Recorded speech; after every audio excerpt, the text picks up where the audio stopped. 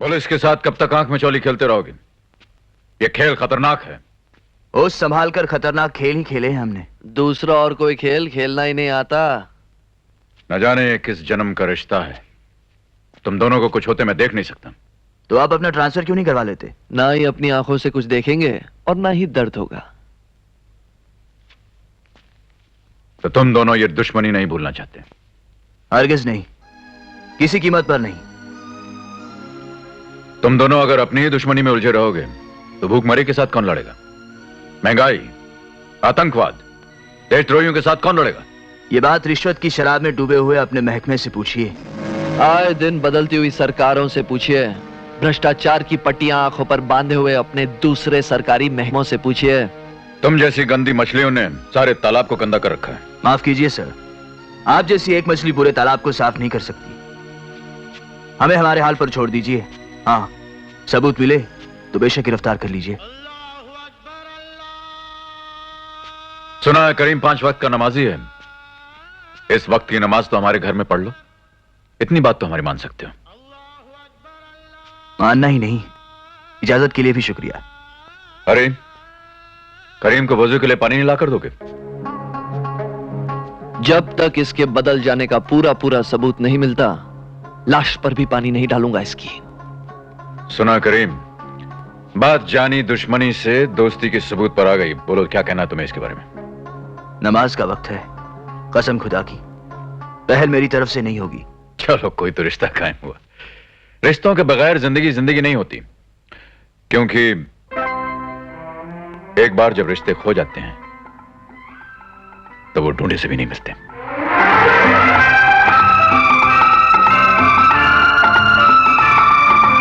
नहीं, ये तुम्हारे अंदर सुलगते हुए शोलों को बुझाएगी नहीं, बल्कि और भड़का देगी। शालू को मेरी जिंदगी से अलग करके आपने अमर को लोहे से फौलाद बनाना चाहता ना, तो जलने दीजिए, तपने दीजिए उसे। आप ही ने कहा था ना कि सख्त से सख्त फौलाद बनाने के लिए लोहे को सख्त से सख्त आग में जलाना पड़ता है। क्यों?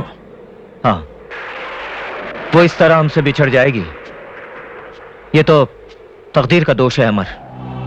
मैंने तो सिर्फ चंद सालों के लिए तुम दोनों को अलग रखना चाहता, ताकि उस अनाथ का प्यार तुम्हें पीछे की तरफ न खींच ले और तुम मुल्क के सबसे बड़े सिपाही बन सको। अनाथ जैसा तो मैं भी था अंकल। एक अनाथ को तो आपने आसमान का तारा बना दिया और दूसरे से इस तरह मुंह मोड़ा जैसे वो आसमान से टूटा हुआ तारा हो। तुम मुझ पर इल्जाम लगा रहे हो अमर। इस बे औलाद ने उसे औलाद की तरह पाला है, अच्छे से अच्छे कॉन्वेंट में उसे तालीम दिलाई, लेकिन बदकिस्मती ने उस संगे मरमर की गुड़िया पर एक तवाइफ की बुरी नजर डाल दी। तवाइफ?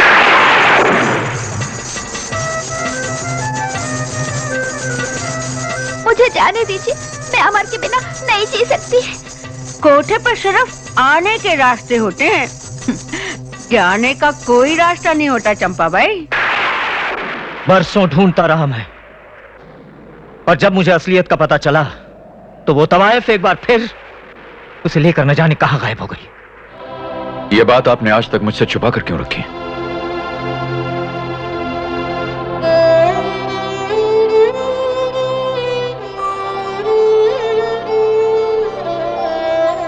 शालू। अमर, वक्त से पहले और नसीब से। भगवान के लिए नसीब का नाम मत लीजिए अंकल। शालू मेरा नसीब है और एक दिन वो मुझे जरूर मिलेगी।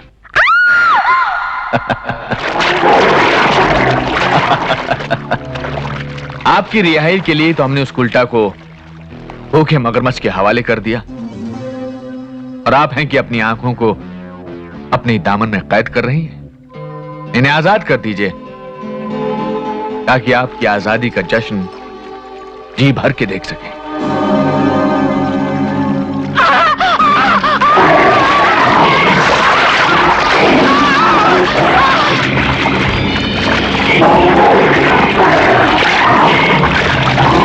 ये वही कमबख्त थी ना जिसने आपके फूल जैसे बचपन को रंडी के कोटे पर कैद कर दिया था।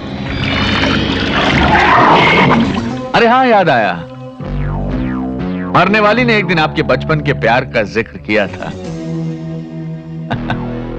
चंपाबाई, उस खिलवाड़ को भूल जाइए।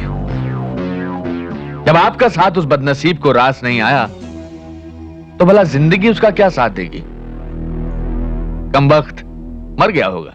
नहीं, नहीं, भगवान के वास्ते ऐसे मत कहिए। वरना इतने बरसों में क्या आप उसे मिल नहीं जाती?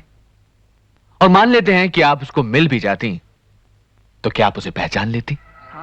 तेरा प्यार पूजा है। वाह चंपाबाई वाह, यकीनन ये वही आवाज थी जिसको बचपन से सुनने के लिए आप तरस रही हैं। पर नतीजा देखा आपने? किस बुरी तरह से मजाक उड़ाया है आपकी किस्मत ने आपका।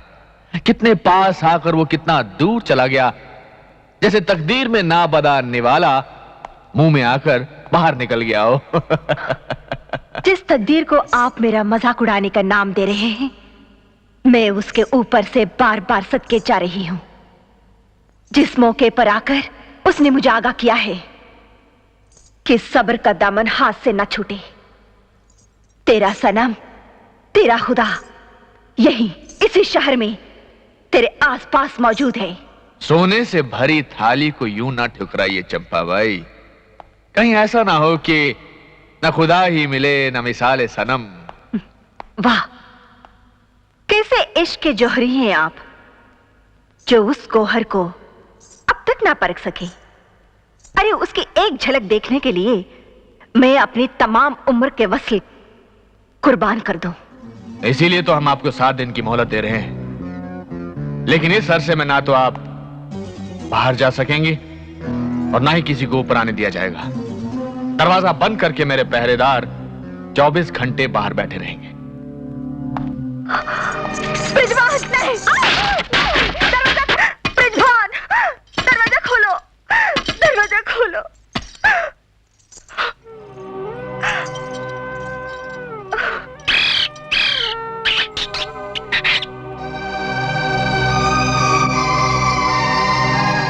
मिट्टू, मिट्टू, सुना है वो गरीब नवाज है, बेसहारों का सहारा है।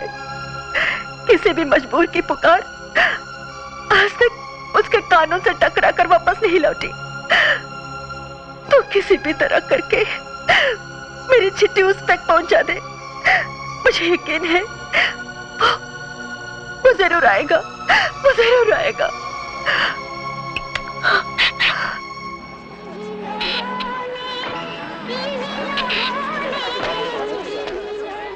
ब्रिजमान सेठ ने बोला है कि 7वें दिन का सूरज डूब चुका है और वो बड़ी बेसब्री से चंपाबाई का इंतजार कर रहा है।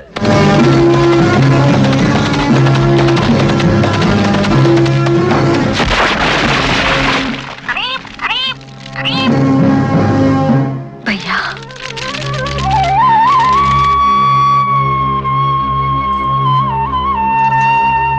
सयाद ने मेरे पर काट डाले, मुझे पिंजरे में बंद कर दिया, वरना इस नापाक जगह मैं तुम्हें कभी नहीं बुलाती। जिस जगह करीम लाला की बहन उसके हाथ पर राखी बांधेगी, कसम खुदा की वो जगह खुद ब खुद पाक हो जाएगी। भैया, जब हम भगवान से कुछ मांगते हैं तो उसकी आरती उतारते हैं, पूजा करते हैं। तुम मेरे लिए भगवान बनकर आई हो। खुदा के बंदे को खुदा का दर्जा ना दो बहन, मेरे हाथ पर राखी बांधो। इंशाअल्लाह मेरे जीते जी तुम्हारी अस्मत पर कभी आंच नहीं आएगी।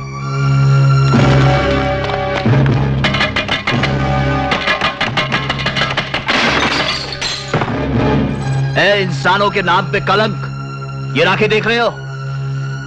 बहन ने अपनी हिफाजत के लिए अपने भाई के हाथ पर बांधी है। हम तेरे गले में कुत्ते का पट्टा बांध देंगे ताकि बहनोई के घर पे साला दुम हिलाते हुए अपनी बहन के आगे पीछे घूम सके।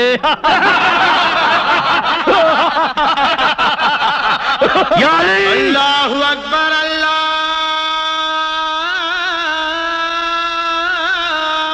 अकबर, अल्लाहु अकबर। खुदाए बंदा करीम, ये कैसा इम्तिहान ले रहा है मेरा। एक सच्चा मुसलमान तेरी नमाज कज़ा कैसे कर सकता है, पर सच्चे मुसलमान का दिया हुआ कौल अब तेरे हवाले है।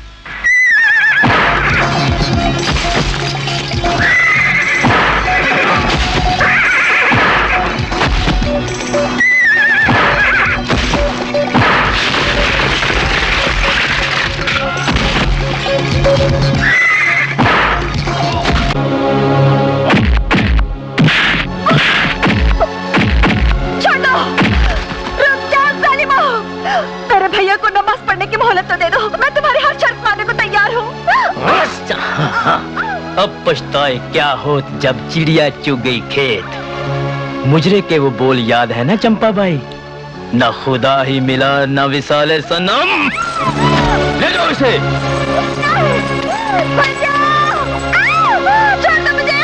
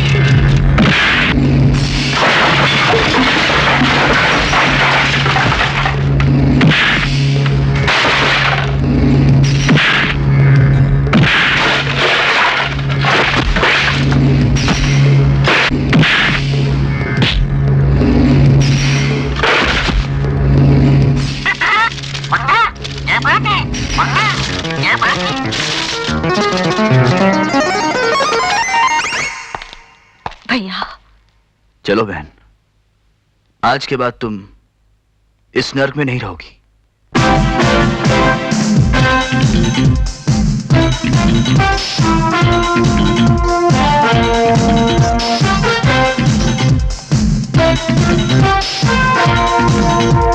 रिजवान,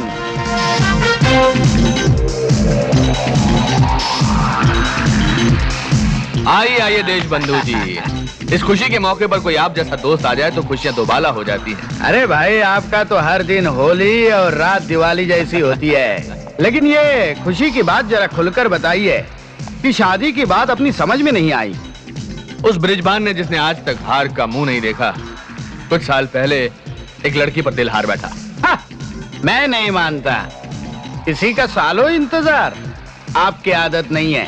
अरे उस वक्त कच्ची जवानी थी उसकी, हमसे इंतजार नहीं हुआ और हमने घूर घूर कर उसे जवान बना दिया। हाँ, तो यूँ कहिए ना कि आज आप वो पकवान खाने जा रहे हैं जो ख्यालों ही ख्यालों में बरसों आपने पकाया है। जरा सोचो देश बंधु, जिस ब्रिजमान ने वक्त का कभी इंतजार नहीं किया, उसने वक्त कैसे गुजारा होगा। ये तमाम रंगीन जिस्म की चारों तरफ फैली रंगीन सब फीकी हैं उसकी एक नजर के सामने, सब फीकी हैं। देखो वो लोग आ गए जिन्हें मैंने उसे लाने के लिए भेजा था। ब्रिजमान साहब,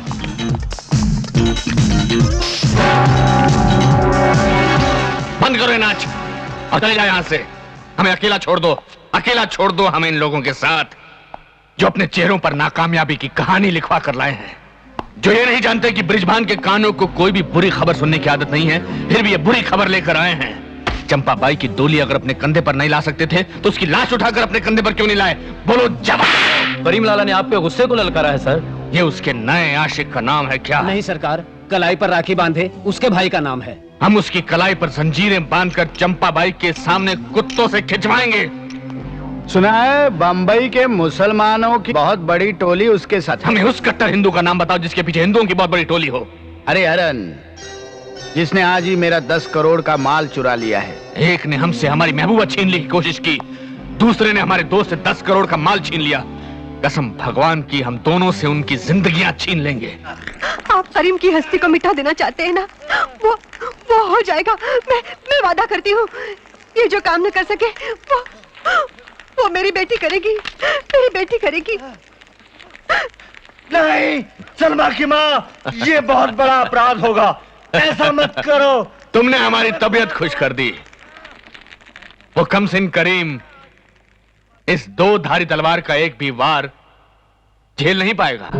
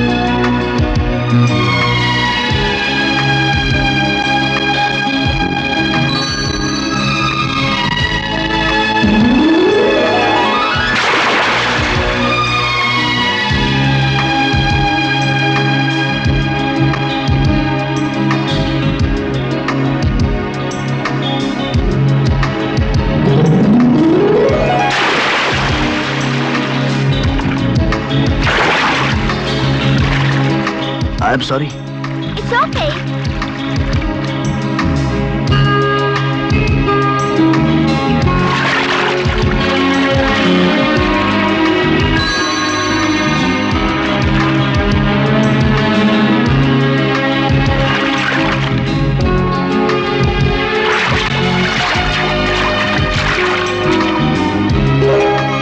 Welcome.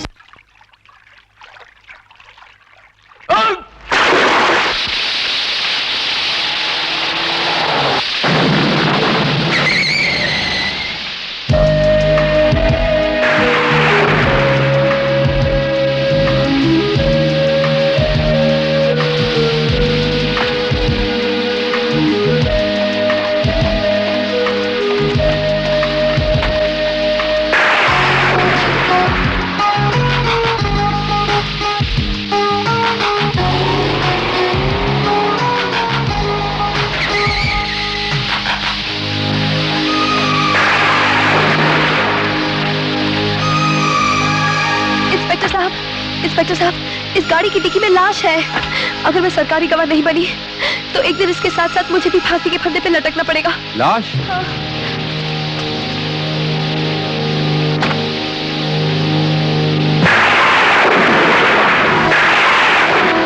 लड़के सच कह रही है, डिक्की में लाश है। पकड़ लो इसे, खुली भागने ना पाए।